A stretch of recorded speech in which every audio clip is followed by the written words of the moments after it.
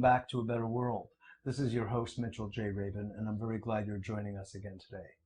Today we are going to continue with an interview that was done very recently in New York City with one of the leading physicists really of the world, certainly one of the most passionate that you'll come across, and that is Nassim Haramein.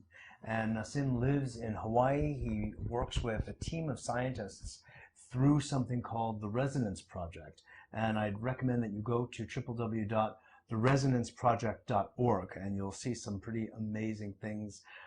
Nassim has been teaching really across the country and elsewhere for quite some time, sharing his elevated understanding of physics and its application in the real-world setting, especially to the times in which we're currently living.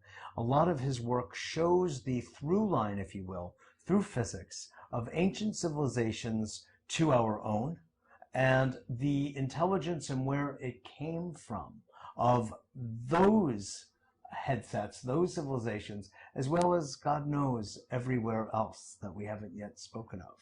So, enchanté. Enchanté. Pleasure to have you. Great to be back. I'm so glad. I'm so glad.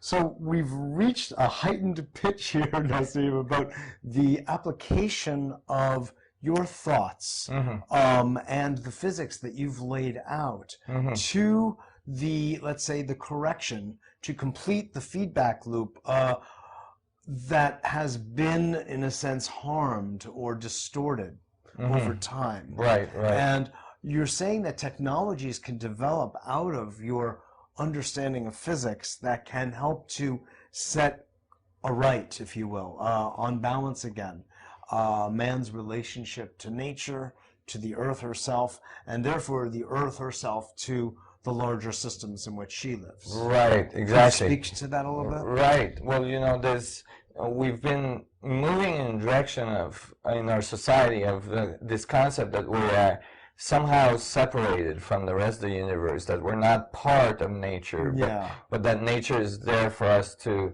use and so on, and in bizarre Cartesian concept. Yeah, and in some ways, you know, abuse, and you know, and I think it's a natural step in the evolution of a society. But now we've reached a point, and this point is a combination of many things. It's a natural cycle, you know, that comes from a natural movement of our solar system inside the galaxy, which brings about changes that forces humanity to like move forward and extend their thought into a deeper level of understanding of nature.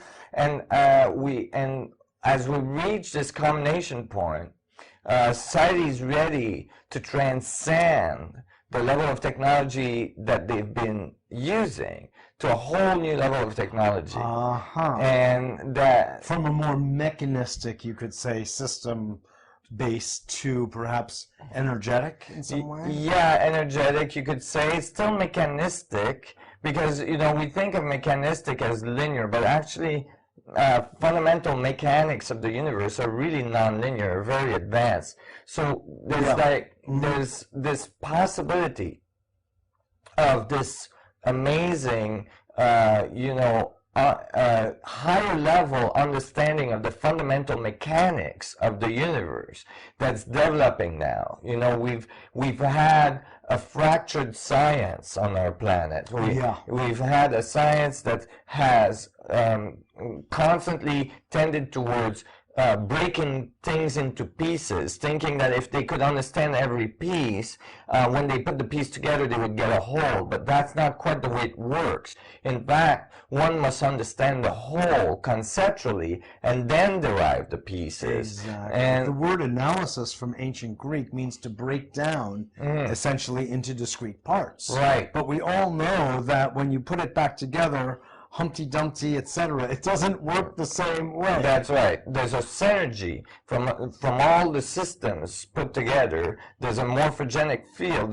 and so on. Exactly. And so that is necessary. And we're learning about that now. We're learning about well, not so much what differentiate one piece from the other, but what actually is common to all pieces, what's common Yes. to the structure of space-time and reality, and how, you know, it interacts with us, and what's common between all humans, what's common between the humans and the universe, and we're actually finding our true place in the universe. Yes. And as a result, then there is technology that mirrors that level of understanding that can come out, that can emerge from it.